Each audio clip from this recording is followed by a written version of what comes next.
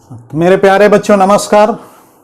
आज हम गणित में सेक्शन बी उसका फर्स्ट चैप्टर जो कि रेशियो है 5th डे में स्टार्ट करेंगे। ये इसकी 5वीं क्लास है। आप सभी जानते हैं, आप सभी को मेरी इस योजना के अनुसार सबसे पहले सेक्शन का ध्यान रखें, सेक्शन ए सेक्शन बी, उसके बाद चैप्टर का ध्यान रखें, फिर उसमें डे का ध्यान रखें। इसी योजना के अनुसार आपको आगे बढ़ना है। ये मुझे हर वीडियो में इसलिए बताना आवश्यक होता है क्योंकि जब नए बच्चे जुड़ते हैं तो उनके लिए आवश्यक है कि इस योजना को जान लें। जो भी नए बच्चे जुड़े हैं वो डिस्क्रिप्शन में जाके उनको इस योजना के बारे में जानकारी पता चल जाएगी, मेरे साथ कैसे पढ़ें, और इससे संबंधित एक वीडियो मिल जाएगा जिसे आप देख लेंगे। ये बहुत इंपॉर्टेंट है, सीखने के लिए इस योजना का अनुसरण करना आपके लिए आवश्यक है।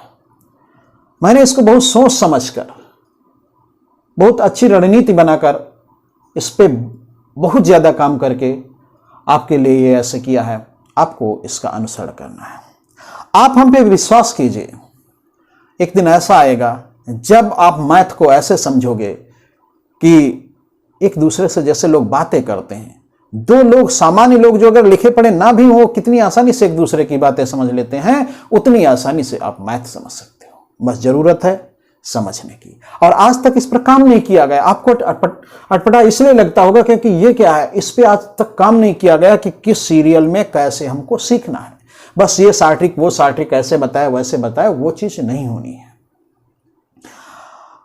तो आप मेरी बातों का अनुसरण कीजिए, मेरे अनुसार चलिए, मैथ तो आपको 100% आएगी। मैं ये कहना चाहता हूं कि एक अनुभव है मेरा यहां, मैं इसके महत्व को जानता हूं कि मैथ आपको कैसे आएगी, हर बच्चे को मैथ कैसे आएगी। तो इसलिए मेरी बातों पर विश्वास कीजिए और लगातार जुड़े रहिए। और जो कोई बच्चा अगर कोई एक आधा वीडियो देख के मैथ मेरी समझना चाहता है तो वह कुछ नहीं पाएगा, सिर्फ उसे निराशा हाथ आएगी। उसी स्थिति में बच्चा मुझसे मैथ सीख पाएगा जो मेरी प्लानिंग के अनुसार सेक्शन ए फर्स्ट वीडियो के अनुसार आगे बढ़ेगा। आज तक जो भी समझ है मैथ की, सबसे सरलतम गणित की समझ हम देंगे, जो कॉन्सेप्ट होंगे सबसे श्रेष्ठ होंगे। आज तक यूट्यूब पर ऐसा मिला नहीं कहीं। और ये सब कुछ निःशुल्क है, पूर्णतः निःशुल्क है। रुपए आप कितने भी लगा डालो कहीं, लेकिन ये गुणवत्ता आपको नहीं मिलेगी, मैं विश्वास दिलाता हूं। और जिस दिन मुझसे आप 1 महीने जुड़े रहे, उस दिन दूसरी चीजें, दूसरे गणित समझ में नहीं आएगी। आप ये भूलोगे कि ये बकवास। आपके धीरे धीरे मैथ में फीलिंग बनेगी, आप मैथ को अनुभव करने लगोगे। जैसे बाजार में जाते हो ना, तो सब्जी लेते हो, 2 किलो आम लिया तो उसको दे दिया, अगर 20 में तो 40 रुपए दे दिया, तो वहां अनुभव करके आपने दिया यार इसके इतने बनते। तो ऐसे ही मैथ लगेगी, क्वेश्चन आपके सामने होगा, लग जाएगा। तो स्टार्ट करते हैं क्लास। ये बहुत जरूरी है क्योंकि आजकल इतनी भीड़ है, आप विश्वास कैसे कर पाओ। आप एक वीडियो देख के इधर उधर होते हो, ये नहीं, आप मेरे साथ लगातार 1 महीने जुड़िए, अपने आप चीजें सब आपके सामने आ जाएंगी। तो स्टार्ट करते हैं। पिछली क्लास में हमने आपको क्या बताया था? पिछली क्लास में हमने बताया था, जो अभी तक 3-4 क्लास हुई है रेशियो की, और मैंने कहा था रेशियो को मैंने 2 भागों में आपको पढ़ाना है मुझे। एक तो मानक के कॉन्सेप्ट से, उसको तो पूरी मैथ में यूज करना है मानक के कॉन्सेप्ट को। दूसरा, चूंकि रेशियो, फ्रैक्शन और परसेंटेज ये आधारीय चैप्टर है, मतलब गणित की भाषा का भी ये काम करते हैं, इसलिए इनकी छोटी छोटी बातों को समझना, इनको पूर्णतः समझना आवश्यक है। तो उसी पर हम 3-4 क्लासों में पिछली काम किए हैं, आज भी उसी पर करना है। आज वो खत्म हो जाएगा। तो अभी तक हमने क्या सीखा है, तो उसको पहले एक बार दोहरा लेते हैं। अभी तक हमने सीखा है कि अगर कोई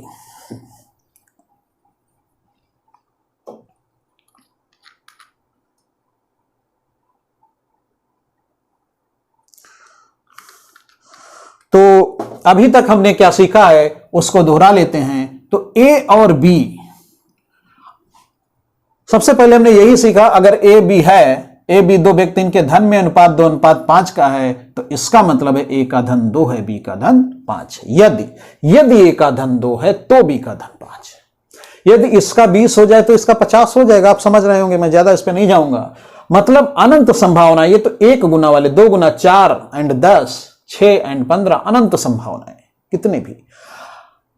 अब यही आपको ढूंढना रहता है कि ये भाई है कौन वाली। तो अगर ए का 20 का है तो बी का 50 का हो गया। इसके लिए क्या होता है, एक लिंक दिया होता है। आप सब जानते हैं, मानक के कॉन्सेप्ट में आप सब समझे। तो एक तो आपने ये सीखा, और अब आपके सामने जब भी अनुपात आता है तो आप कहते हो अनुपात एक मानक, एक पैमाना है। दूसरी चीज आपने क्या सीखी? दूसरी चीज आपने सीखी मिश्र अनुपात और प्रथमानुपाती तृतीयानुपात, ये सब सीखा। उसके बाद आपने क्या सीखा? उसके बाद आपने सीखा कि अगर कहीं 2/3, मैं इसलिए बार बार बता रहा हूं क्योंकि आवश्यक है, क्योंकि यही आगे पूरी मैथ में चलना। आप बिल्कुल मत सोचो ये रोज क्यों। और अगला है 4/5 बी, और अगला है 7/9 सी। इसको डायरेक्ट कैसे लिखा जाता है? A अनुपात B अनुपात C बराबर, इसको उधर जाके उलट जाता है 3/2 एंड 5/4 एंड 9/7, ऐसे हो जाता है। मतलब ये सीधे यहां आ जाते हैं अनुपात में, और इधर या जब ऐसे बराबर में लिखा तो डायरेक्ट अनुपात कैसे लिखते हैं, और इसको कैसे भिन्न से सरल कर लेते हैं, इसके एलसीएम से सब में गुणा कर देते हैं, वो भी आपने सीखा है। तो इतनी चीजें सीखी हैं। उसके बाद आपने क्या सीखा? ये सीखा है कि A अनुपात B चाहे ऐसे लिखा हो तब भी आपको समझना है, और चाहे अगर इसको नीचे, इसको भिन्न में भी तो लिखा जा सकता है। तो ये दो चीजें तो आपको बहुत बचपन से ही याद हैं कि अगर ऐसे लिखा हो तो A का अनुपातिक मान 2, B का अनुपातिक मान 5, और इसमें भी A का अनुपातिक मान 2, B का 5, क्योंकि ये यही तो लिखा है। इसके दो रूप और हो सकते हैं, इसको इधर उधर करके। कैसे? अगर इसको उधर ले जाएं तो A और 2 को इधर ले आएं और ऐसे कर दें तो इसको भी, ये सब एक ही रूप हैं, तो इसको भी आप थोड़ी देर के लिए इधर कर दो।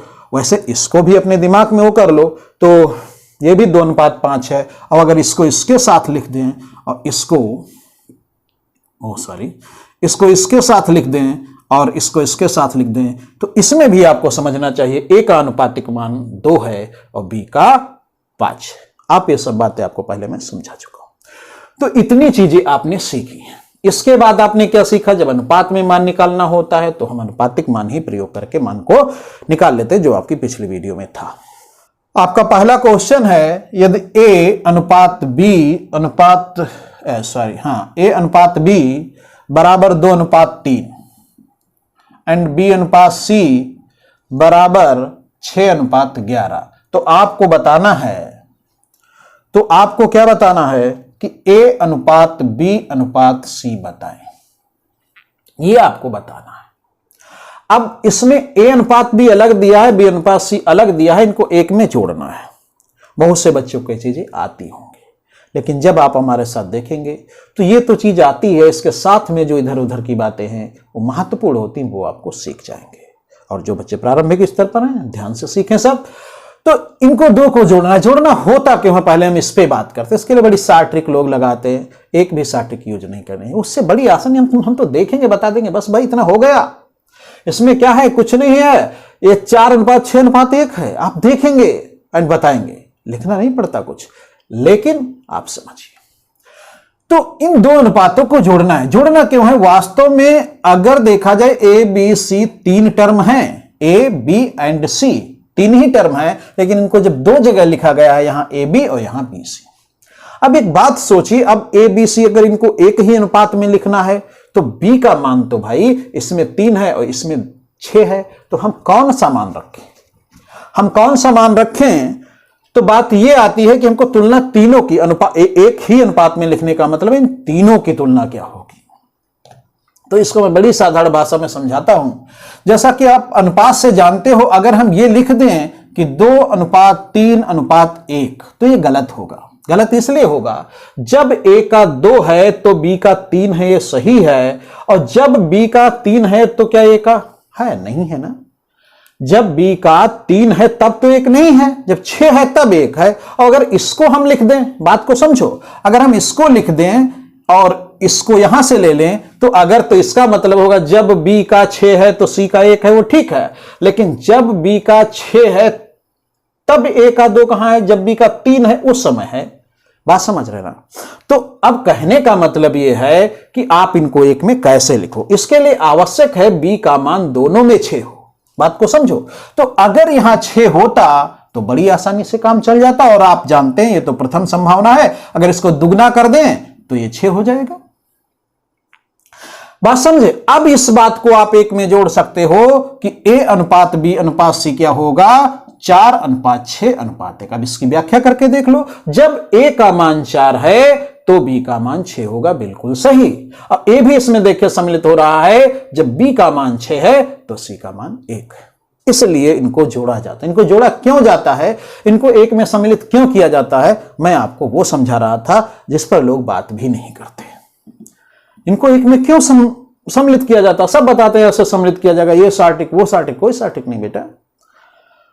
तो आप इन चीजों को समझो, जोड़ा क्यों जाता है, क्योंकि बी दो जगह है, इसका एक ही जैसा मान करना है, क्योंकि इसमें भी जब बी होगा तो जब बी 6 है उस समय ए कितना है, 4 है, और जब बी 6 है तो ए है, तो अब एक जैसा पैमाना हो गया, बात हो गई। तो जोड़ते क्यों हैं ये आपने सीखा। अब हम इसके सिस्टम को समझाते हैं। जब बेटा ऐसे सवाल कोई आएंगे तो जो जोड़ना होगा, तो अगर उसमें दो टर्म हैं तो एक ये है जैसे और एक ये है, इनको जोड़ना है तो इसमें एक टर्म कॉमन होगा। जैसे इसमें दोनों में क्या कॉमन है, बी, इसमें भी बी है, इसमें भी बी है। अब एक चीज और होगा, जोड़ने के क्रम में इसका लास्ट वाला टर्म इसका फर्स्ट वाला टर्म सेम होगा। इसका लास्ट वाला टर्म इसका फर्स्ट वाला टर्म क्या होगा, सेम होगा। जो दोनों में कॉमन होगा, जो दोनों में कॉमन होगा, इसमें भी बी है, इसमें भी बी, तो बी ऐसा जो दोनों में है तो वो एक में पहले होगा और एक में बाद होगा, बाद में होगा। तो ये सबसे पहली तो ये कंडीशन, तो इसका लास्ट टर्म इसका फर्स्ट टर्म एक होना चाहिए, बात समझ रहे हैं। तो जब ये एक हों फिर क्या करना है, फिर इसमें बी का मान कितना है, 3, इसमें बी का मान है 6। अब इन दोनों को क्या करना, समान करना है। समान करने के लिए क्या करना है, बड़ी साधारण चीजें हैं। जैसे जब आप भिन्न को जोड़ते थे, बचपन से ही जोड़ते आए हो, तो उस समय क्या करते थे, उस समय इनको बराबर करते थे ना, इन दो चीजों को बराबर करते थे ना। तो बराबर करने के 2-3 मेथड होते भाई। इसी को कहीं गुणा करने से काम चल जाएगा, और अगर कहीं ऐसा होगा तो इसमें 5 से गुणा करना पड़ेगा, इसमें 7 से गुणा करना पड़ेगा, बहुत सी स्थिति आप जानते हैं। और कहीं ऐसा भी होगा और भी इससे, तो मैं आपको टोटल ये बताना चाहता हूं कि जैसे इसमें बराबर करते थे वैसे ही बराबर करना है। दूसरी चीज मैं बता दूं, एक नियम ये होता है कि अनुपात में या भिन्न में एक ही बात है कि आप प्रत्येक पद में समान संख्या से गुणा कर सकते हो, समान संख्या से भाग कर सकते हो। अगर इसमें 2 से गुणा करोगे तो 2 से गुणा इसमें भी करेंगे, 6-4 हो जाएगा। तो ये चीज आप ध्यान रखिए। इन्हीं बातों को ध्यान में रखते हुए 2-3 सवाल हम लिख के बताएंगे, फिर तो मौखिक होंगे। तो आप इसमें सोचो, इसमें बी का मान है 3 और इसमें बी का मान है 6। आप जानते हो इसको बराबर करना है, तो देखिए इसी में केवल गुणा करने से काम चल गया। इसमें अगर 2 से गुणा करें तो 6 बन जाएगा। लेकिन आप जानते हो हम एक पद में नहीं कर सकते, जो इसमें किया वो इसमें किया, तो ये वास्तव में इसमें 2 से किया तो 6 हो गया, इसमें किया तो 4 हो गया। अब ये हो गया 4:6 और ये 6:1। तो अब आप बड़ी आसानी से लिख सकते हो कि A:B:C। तो B का मान सबसे पहले लिख दीजिए 6। इसमें तो कोई बदलाव नहीं हुआ, गुणा करना नहीं पड़ा, तो इसका 1 और इसमें A का मान हो गया 4। बस आपका ये हो गया, बात समझ गया। जो आपने 3-4 में सीखा है, जब भिन्न में हम एलसीएम लेके जोड़ते हैं, वैसे इसमें इसको बराबर कर लो। ऐसी स्थितियां आएंगी, देखिए यहां तो एक में ही काम, इसी में केवल गुणा करने से काम चल गया। और अगर कहीं हो सकता है इसमें भी गुणा करना पड़े, इसमें भी गुणा करना पड़े, वो स्थितियां आती रहेंगी, आप क्वेश्चंस में समझते रहेंगे। तो ये आया। अब इसको क्या मौखिक नहीं कर पाएंगे, आपने देखा कि इसको बराबर करना है, तो इसमें 6 है, इसमें 6 बनाने के लिए 2 से गुणा करेंगे तो 6-4 हो जाएगा, 4:6:1। बिल्कुल आसानी से हो सकता है। दूसरा क्वेश्चन देखिए, A:B बराबर 7:9, A:B बराबर 7:9 एंड B:C बराबर 3:5। तो आपको बताना है A:B:C, ये तो बताना है, यही सवाल है। A:B बराबर 7:9, B का इतना दिया है तो ABC का बताइए। ये भी बड़ा आसान सवाल है।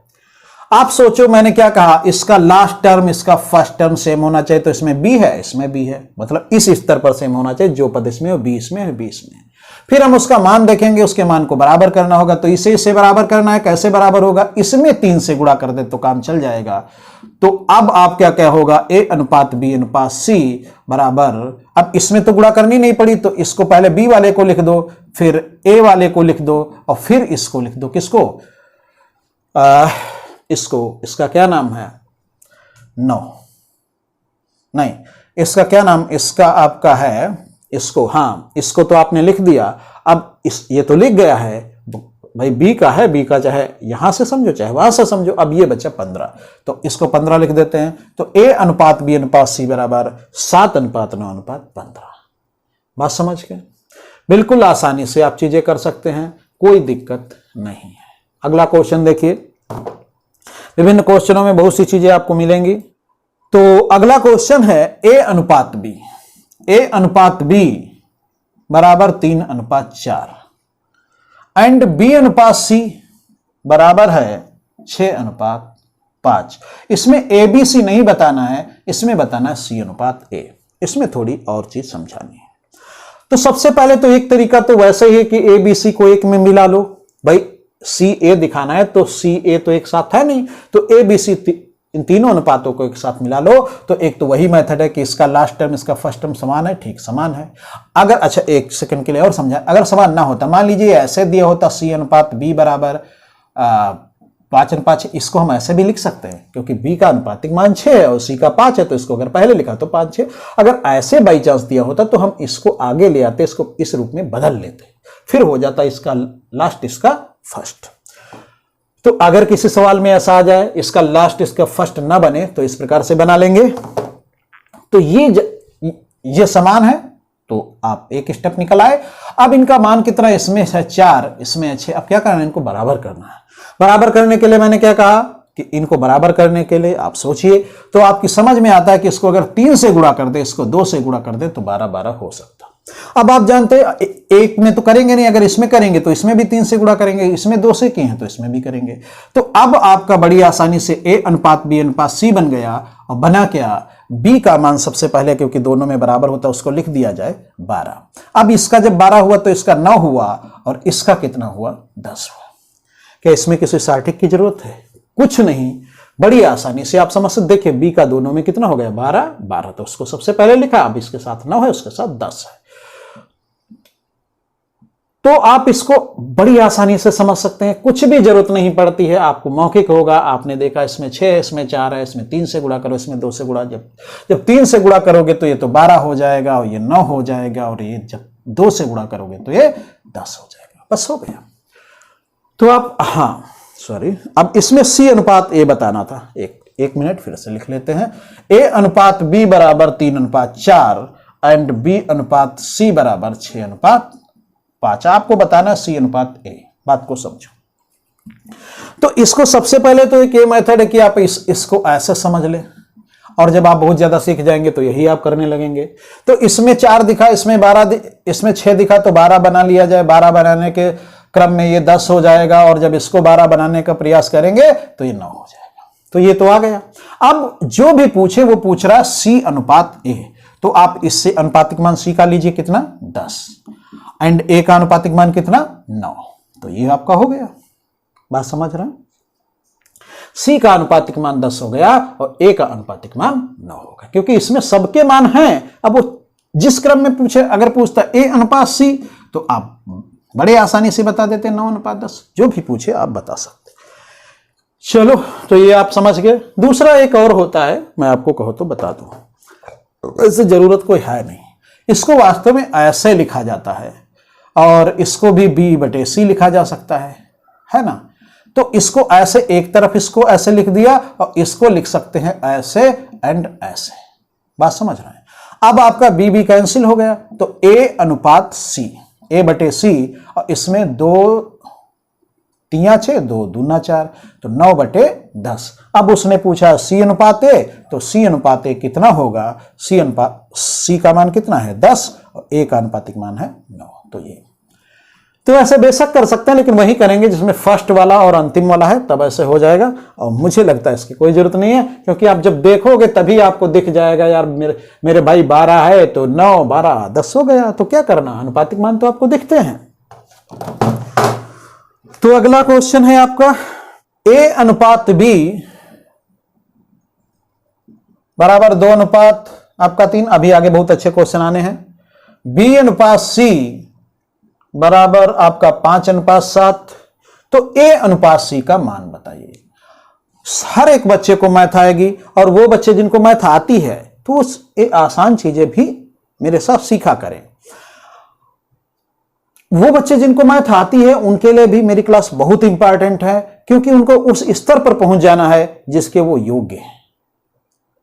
बेशक आप अगर मैथ को सीखते हैं तो अगर आपको पहले से आती तो आपको मेरे साथ जुड़ना और महत्वपूर्ण है, क्योंकि आप उस स्तर पर पहुंच जाएंगे जिसके योग्य हैं। और अगर मेरे साथ आप 1 महीना चलते हैं तो आप समझ जाएंगे, हाँ यार ऐसे। तो इसको बताना है। तो इसमें क्या करेंगे, अब आप इसमें मैंने कहा आपको दिख जाएगा ऐसे ही। इसमें क्या बनता है, 15 बनता है। इसमें 3 से गुणा कर दिया जाए, इसमें 5 से गुणा कर दिया जाए। तो इसमें 5 से गुणा करने पर ये ऐसे बन गया, और इसमें जब 3 से गुणा किया तो ये भैया 21 बन गया, यानी कि A अनुपात B अनुपात C कितना हो गया, ऐसे। अब उसने पूछा A अनुपात C बताइए, तो A का मान अनुपातिक मान इतना है, C का मान इतना है, तो ये इसका अनुपातिक मान हो गया। बात समझ गए? तो बड़ी आसानी से आप चीजें कर सकते हैं। अगला क्वेश्चन,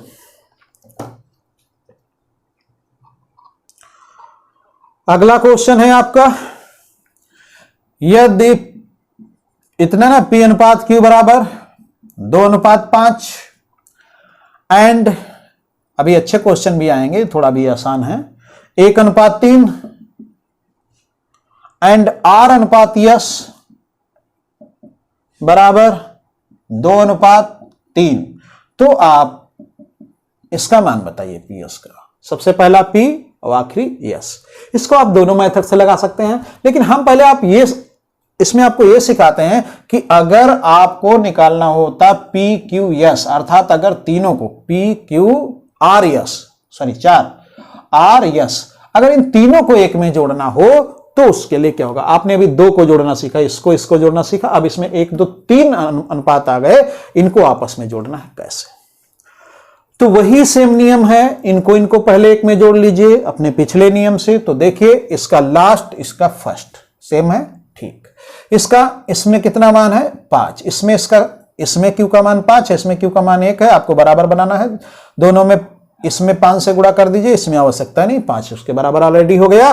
तो आप समझते हैं P अनुपात Q अनुपात R कितना हो जाएगा, 2 अनुपात 5 अनुपात 15, ये हो जाएगा। बात समझ रहे? अब इस अनुपात में इसको जोड़ना है, तो आप फिर वही देखिए, इसका लास्ट टर्म इसका फर्स्ट टर्म सेम होना चाहिए, सेम है। तो आप इसमें इसका मान कितना है, इसमें इसका मान 15 है, इसमें इसका मान कितना है 2। अब इन दोनों मानों को बराबर करना है। बीच का रास्ता कहीं मिलता नहीं है, 2 को हम 15 बना नहीं सकते हैं, तो आपका पहले इसको इससे गुणा कर दीजिए, इसको इससे गुणा कर दीजिए। जब इसको 2 से गुणा करेंगे तो 30 हो जाएगा, जब इसको 15 से करेंगे तो 30 हो जाएगा, जब इसको 2 से गुणा करेंगे तो सब में गुणा हो जाएगा। ये लिखना नहीं पड़ता है कुछ। तो आपका P अनुपात Q अनुपात R अनुपात S क्या हो जाएगा, अभी तो 3 का लिखेंगे, तो 4 अनुपात 10 अनुपात 30। तो इसका तो R का तो 30 लिख गया, जो यहां भी होगा 30 जब 15 से गुणा करेंगे, और इसको जब बनाएंगे 30 तो ये कितना बन जाएगा 45। बात आप समझ गए? तो बिल्कुल आसानी से आप कितने भी पद हों इसी 2 से जोड़ते हुए आप कर देंगे। पहले इनको और इनको जोड़ लिया, जुड़ गया, तो इसका लास्ट टर्म देखा 5 है, इसका लास्ट टर्म 15 है, इसका वही फर्स्ट टर्म होना चाहिए R इसमें 2 है, 2 और 15 को समान करते हैं 30, तो उसी प्रकार से हो जाएगा। बातें समझ गए? बिल्कुल आसानी से। अगला क्वेश्चन है आपका, अब थोड़ा जो आपकी पिछली क्लास में मैंने बताया था उसके नॉलेज की भी जरूरत देखिए यहां आ गई है। लिखा है यदि x बराबर 1/3y एंड y बराबर 1/2z, तो आप x अनुपात y अनुपात z का मान बताइए। अब सोचिए इसमें क्या करना है। आपको तो अनुपात बताना है, तो आप सोचोगे वहां तो यार अनुपात दिया होता था, यहां तो ये अनुपात ही दिया है। मैंने कहा अनुपात विभिन्न रूपों में हो सकता है, बताया था ना अभी कि A अनुपात B ऐसे भी हो सकता है, बताया था ना। और कैसे हो सकता, ऐसे भी हो सकता है, ऐसे भी हो सकता है, बहुत सी चीजें बताई थी। तो इसको आप कैसे समझते हैं, इसको आप थोड़ा सा जब निगाह दौड़ाएंगे, इसको लिख देते हैं 5, इसका 2 ले आए, उसका ऊपर 5, ठीक। अब A का ऐसे भी दिया हो सकता है। तो इसमें देखिए क्या दिया, आपको मैंने कहा ये दो तो आपकी नॉलेज में होते ही होते हैं, तो आप इसको देखो, इस रूप में आपको दिख जाएगा। कैसे? इसको इसके नीचे ले आओ, तो यक्स का ऐसे मैं कह रहा हूं, वाई इसके नीचे आ जाएगा, जानते हो 1/3 दिखने लगा, तो इसका अनुपातिक मान 1 है, इसका 2 है। बात समझ गए? तो इसको आप क्या लिखोगे, इसको लिखोगे x अनुपात y बराबर 1/3। इसमें अगर इसके नीचे z ले आओ, क्या देखोगे, y अनुपात z बराबर 1/2। z नीचे आएगा, इसका 1 होगा अनुपातिक मान, इसका 2 होगा। बात समझ गए? तो x y का अनुपातिक मान 1/3 और y z का 1/2। तो आप सबसे पहले सोचिए इसका लास्ट, इसका फर्स्ट है। अब क्या करें, इसमें इसका 3 है, इसमें इसका 1 है, तो इसमें बस 3 से गुणा करके बन जाएगा।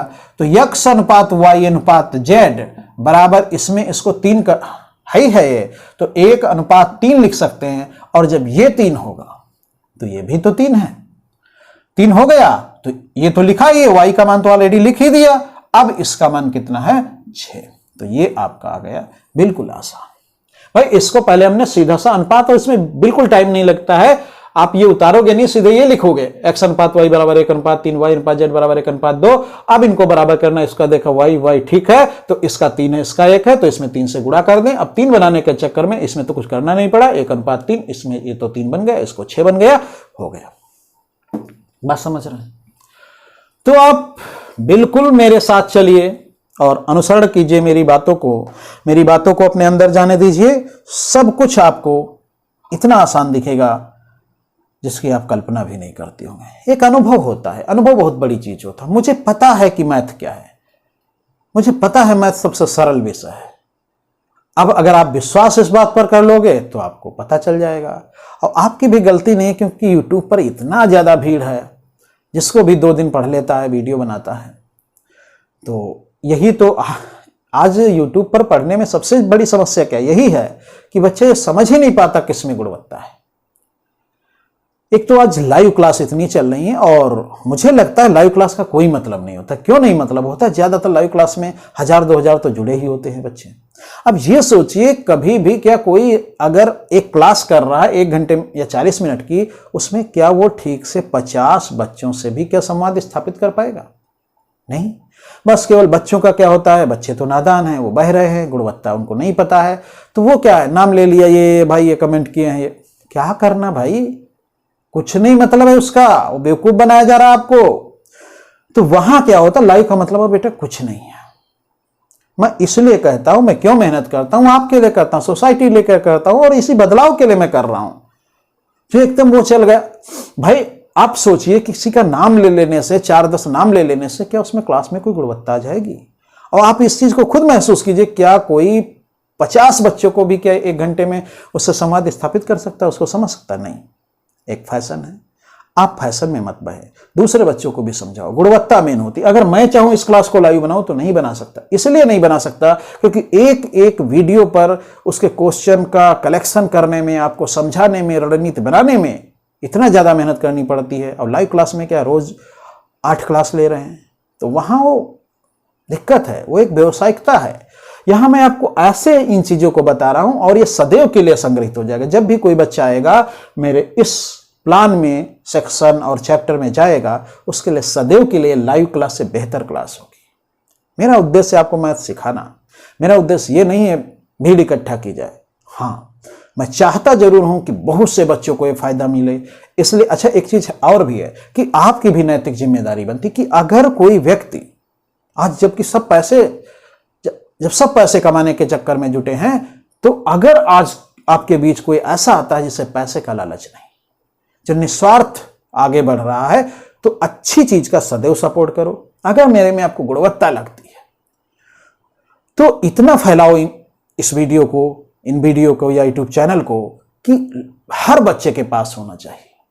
और मुझे बार बार कहना नहीं चाहिए, वो लोग तो हर समय कहते रहे शेयर करो शेयर करो, मैं नहीं कह सकता। तो आपकी नैतिक जिम्मेदारी है, एक अच्छे काम में मेरा जो मिशन है सर्वोत्तम गुणवत्ता निःशुल्क शिक्षा का, ये आपका मिशन है, ये आपके लिए है। मेरा इसमें क्या है? अगर माने वैसे तो अच्छी शुरुआत चल रही, अच्छा चल रहा है। अगर मान लीजिए अगर कल 10 ही बच्चे मुझसे पढ़ते हैं, तो क्या मैं मेहनत करूंगा? नहीं करूंगा, नहीं पढ़ाऊंगा। तो ये मिशन आपका है। मैं चूंकि एक आपका अध्यापक हूं, एक टीचर हूं, तो मैं इन चीजों को समझता हूं कि क्या बदलाव होना चाहिए इस क्षेत्र में। मैं इस क्षेत्र में आया क्योंकि मैथ की इतनी आसान समझ मैंने नहीं देखी। मैं अपनी प्रशंसा नहीं करता, लेकिन मैंने अनुभव किया कि ये जो कॉन्सेप्ट है मैथ का, ये तो बच्चों के बीच जाना ही जाना चाहिए, और इसीलिए मैं आपके बीच आ गया। अब अगर मैं 99% मेहनत करता हूं, तो 1% आपको मेहनत करनी है, और वो सबसे मेन है। जितना ज्यादा बच्चों में इसको फैलाओगे, मुझे उतना ज्यादा सुकून मिलेगा। देखिए, मैं कितनी भी मेहनत कर सकता हूं, लेकिन मुझे पता तो चले कि हां, ये बच्चों के बीच परिवर्तन कर रहा है। तो आपसे ये समझाना ना पड़ा करे, जितना संभव हो 10, 20, 50 जितना भी संभव है, जब भी बैठो खाली मैसेज कर दो, उनको समझाओ, जोड़ो। कम से कम हर बच्चे को 50 बच्चे जोड़ने चाहिए, और ये प्रयास करो। इस बात में बहुत दम है। मैं जो कहता हूं, ये मिशन मेरा नहीं है, मेरे लिए नहीं है, आपके लिए है, आपका है। अगर ऐसा प्रयास किसी ने 10 साल पहले किया होता, और अगर उसको बच्चों ने सपोर्ट किया होता, तो आज माहौल अलग होता। तो ये कॉन्सेप्ट, सबसे पहली बात है, जो कॉन्सेप्ट है, ऐसा कॉन्सेप्ट आपके बीच आएगा। और ये संयोग ही है कि ईश्वर ने हमें वो माध्यम बनाया है कि इतना अच्छा कॉन्सेप्ट आपके बीच आए। तो एक तो ये बात हो गई। दूसरे, इसको आगे कैसे ले जाना है, ये जिम्मेदारी आपकी है। तो आप इसको अच्छे से निभाएं, गंभीरता से निभाएं। मैं अपने लिए नहीं कह रहा हूं, आने वाले बच्चों के लिए कह रहा हूं, माहौल बदलने के लिए कह रहा हूं। यूट्यूब पर क्या है, लोग ऐसे कुछ वीडियो डाल देते हैं, फिर उसके बाद क्या कहते हैं, भाई आइए इसमें कोर्स ज्वाइन कीजिए और ऐसे कीजिए। मैं पूर्णतः निःशुल्क करवा रहा हूं चीजें। इस माहौल को बदलना, एक तो व्यावसायिकता का माहौल, दूसरे गुणवत्ता का माहौल। और एक जगह पर अगर दोनों चीजें आ जाएं कि सर्वोत्तम गुणवत्ता भी मिले और निःशुल्क शिक्षा भी मिले, तो ये बहुत वो है। और इसमें रुपए से ज्यादा महत्वपूर्ण है सोच। कभी सोच भी तो कोई बना पाए कि हाँ, मुझे निःशुल्क कर रहा है, मुझे सोसाइटी के लिए करना, समाज के लिए करना, अपने बच्चों के लिए करना है। तो ये बहुत महत्वपूर्ण है, इसका समर्थन कीजिए। मुझे नहीं याद दिलाना है आपको, आप याद रखिए। जब भी खाली बैठिए, देखिए कितने लोगों को आप समझा सकते हैं, कितने लोगों को मैसेज कर सकते हैं, कीजिए। अगला क्वेश्चन है, ए का धन बी के धन का 2/3 है। अब देखिए इसमें क्या है, ए का धन बी के धन का 2/3 है। इसमें भी वही चीज है, लेकिन अब इसको भाषा में। तो इसी प्रकार से गणित की भाषा कैसे निश्चित होती, ऐसे ही निश्चित होती है। मैं वही आपको सिखा रहा हूं, डायरेक्ट आंसर नहीं दिया। उसने कहा ए का धन बी के धन का 2/3 है। अब आप समझो, लिखा है जो ए का धन बी के धन का 2/3 है, और बी का धन सी के धन का, और बी का धन सी के धन का 9/11 है, 9/11 है।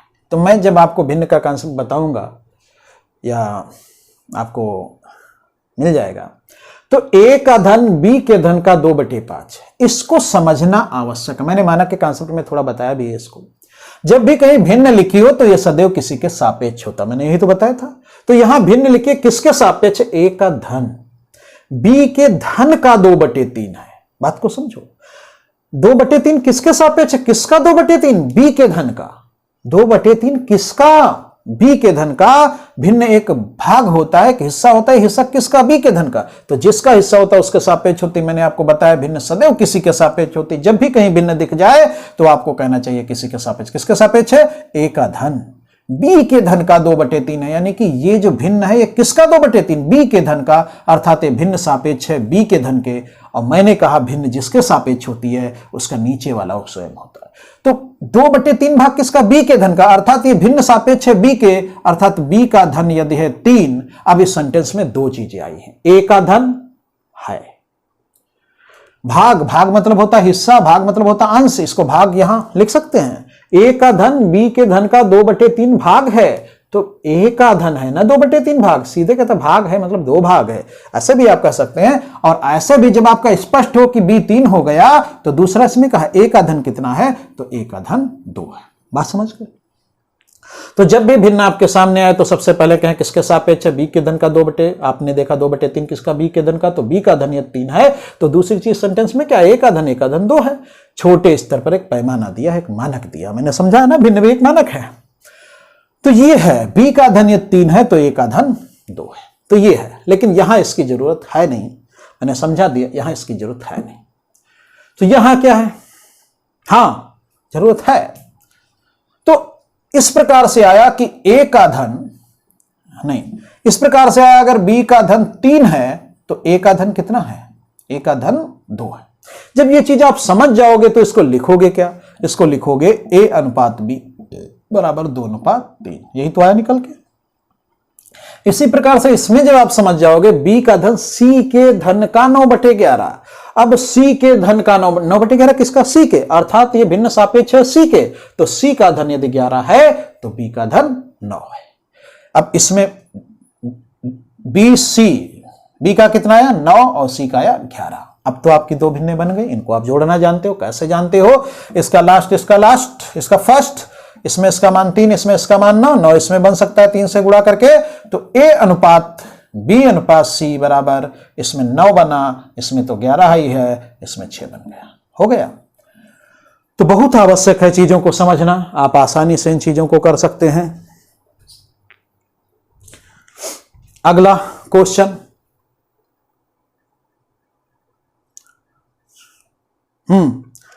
तो ये हुआ। अब एक मिनट, अभी इसने पूछा a के धन से c के धन का अनुपात बताइए, यानी कि a अनुपात c पूछ रहा है।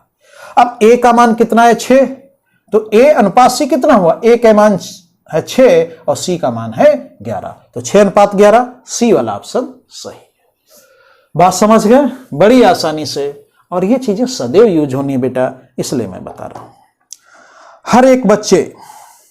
हर एक बच्चे को मैथ सीखनी है, किसी को मैथ कठिन नहीं लगनी है, यही मेरा उद्देश्य है कि मैं गणित को सबसे जो जटिल विषय समझा जाता है सबसे सरल विषय बना दूं।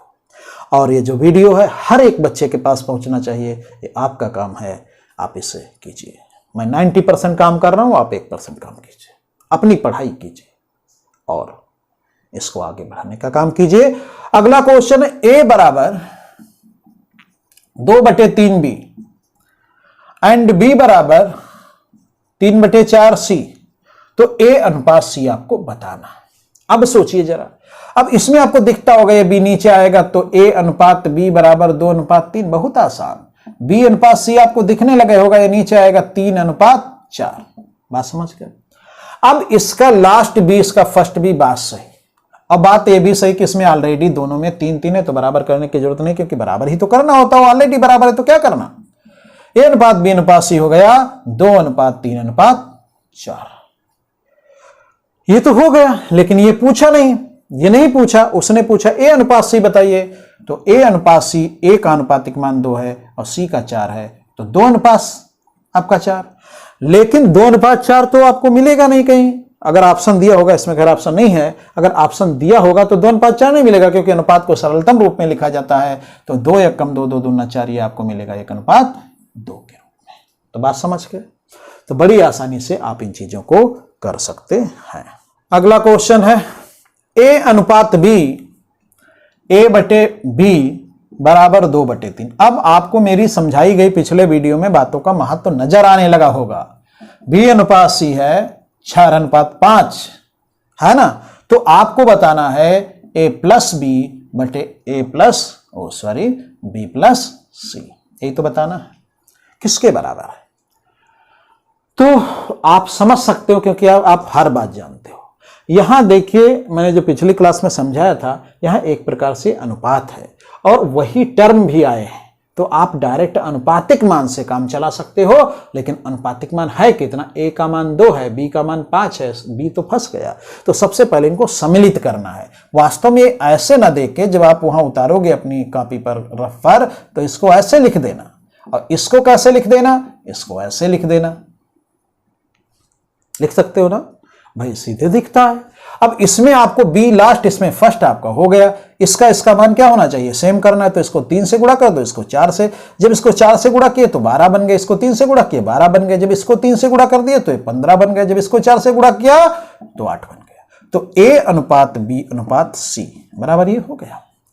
अब आपका अनुपातिक मान आ गया, यदि ए का मान 8 है तो बी का 12 है तो सी का 15 है। अब इसका मान निकालना है। मैंने पिछली क्लास में इसके बताया था कि अगर आपको अनुपातिक मान पता है तो डायरेक्ट रख के निकाल दीजिए। ऐसा क्यों होता है मैंने इसमें समझाया है। तो ए का मान है 8, ए का मान है 8, बी का मान है 12 तो 12 रख दिया, बी का मान है 12 और सी का मान है 15 तो ये हो गया। अब इसको करेंगे तो 20 आएगा, इसको करेंगे तो 27 आएगा। 20 अनुपात 27 या 20/27 बी, ए ऑप्शन आपका सही है। बात समझ गए? तो बड़ी आसानी से आप आगे बढ़ रहे हैं और हर बच्चे को मैथ आएगी, इतना कॉन्फिडेंस रखिए, मैथ सीखने में कोई दिक्कत नहीं है। और वो बच्चे जिनको आती है वो मैथ को जो जिसकी उनमें योग्यता है उस स्तर पर पहुंचेंगे। ये भी ध्यान रखिए, आप ज्यादातर सवाल मौखिक लगा देंगे। अगला क्वेश्चन है, यदि ए बराबर बी का, यदि ए बराबर बी का 4/5 हो, बात समझ गए, और बी बराबर सी का आपका 5/2 हो, तो आपको बताना है ए अनुपात सी। तो बात को समझो, आपको फिर यहां दिखने लगा होगा ए अनुपात बी बराबर 4/5। भाई कैसे? बी यहां इसकी जगह पर गुणा होता है गुणा, समझा दूं? 1 मिनट। तो इसको आप कैसे कर सकते हो? इसको आप कर सकते हो ऐसे, ए बराबर बी गुणे 4/5। अब सोचिए बी थोड़ी देर के लिए यहां लाइए तो ए के सामने 4, बी के सामने आपका 5, ऐसे दिखने लगेगा। तो ये 4A5, अब इसको अनुपात कहो, चाहे ए का अनुपातिक मान 4/5 है ना। तो ये कुछ नहीं आपको करना है, थोड़ा सा इसको यहां लाए तो दिखा ए अनुपात बी बराबर है 4/5। इसी प्रकार से बी अनुपात सी बराबर है आपका 5/2। 5/2, बी अनुपात सी का मान है 5/2। अब इसमें सोचे बी लास्ट, इसमें फर्स्ट ठीक है, इसमें भी 5, इसमें भी, तो इससे ठीक क्या हो सकता है? ऑलरेडी बराबर है। तो ए अनुपात बी अनुपात सी बराबर हो गया 4/5/2। अब ये लिखने की थोड़ी जरूरत है, उसने पूछा ए अनुपात सी, तो ए अनुपात सी, तो यही जब है तो ए का मान कितना है? ए का मान है 4 और सी का मान है 2। ये तो बिल्कुल पिछले जैसा हो गया, 2/1। ए अनुपात सी बराबर 2/1। बात समझ रहे हैं? तो ये आपका 20 का सही है, बिल्कुल आसानी से आप लगा सकते हैं। समझ में बात आ गई होगी। अगला क्वेश्चन,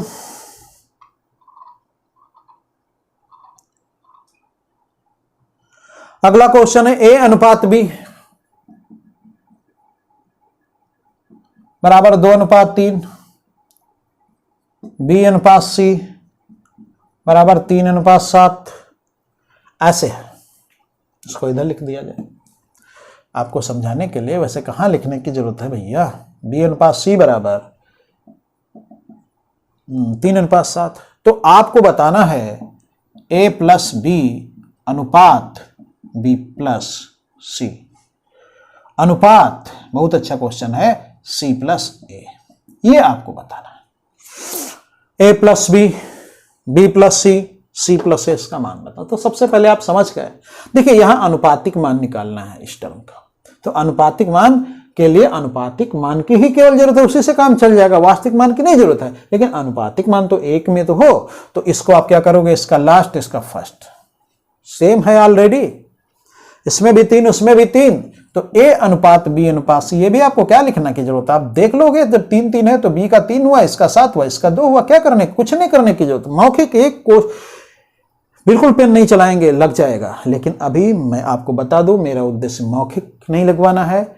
आप आराम से पेन चलाइए, जितना लिखना हो लिखिए। वो अपने मन से धीरे धीरे आपकी लिखने की आदत छूट जाएगी, क्योंकि जब अनुभव चीजें होने लगेगी छूट जाएगी लिखने की आदत। तो जबरदस्ती मत छोड़िए कि नहीं लिखिए, आप छूट जाएगी वो आदत जिस दिन आपको अच्छे से धीरे धीरे। आज अगर आप कोई सवाल 3-4 स्टेप में करेंगे, 5 स्टेप में करेंगे, फिर 2 स्टेप में होने लगेगा, फिर मौखिक होने लगेगा, तो वो धीरे धीरे योग्यता में विकास होगा आपकी। तो इसमें ए का 2, बी का 3, सी का 7। तो ए का 2, यहां 2 रखेंगे और यहां 3 रखेंगे तो 5 हो गया ना। अब यहां रखेंगे 3 और 7, 10 हो गया ना। अब यहां रखेंगे 7 और 2, 9 हो गया ना। तो यही इसका उत्तर है, 5:10:9। बात समझ गए? तो बेटा कुछ भी नहीं है। आप सोचो, इस सवाल को ये भी लिखने की जरूरत नहीं है, क्योंकि आपको दिखता है कि ये तो बराबर है, तो ए का 2 है, बी का 3 है, सी का 7 है, मौखिक लग जाएगा। तो इस स्तर की आपको तैयारी करना है। आपको वो स्तर मैथ में प्राप्त करना है कि आप जैसे साधारण बातें एक दूसरे की समझते हैं, वैसे ये मैथ आप समझी जा सकती है, और मैथ आपका सबसे सरल विषय हो जाएगा। फिर मैथ को आपसे डर लगेगा। प्रारंभ में तो मैथ से बहुत बच्चे डरते हैं, और हम कहते हैं अगर सही रास्ते पर आप आगे बढ़ जाए तो मैथ आपसे डरेगी, कोई सवाल आपसे नहीं बचने वाला। तो इस प्रकार से आपके सब क्वेश्चन हो गए। आप प्रतिदिन, तो आपने इसमें सीखा क्या? आज सीखा है आपने कि 2 या 3 जितने भी अनुपात हैं उनको एक में कैसे जोड़ा जाता है।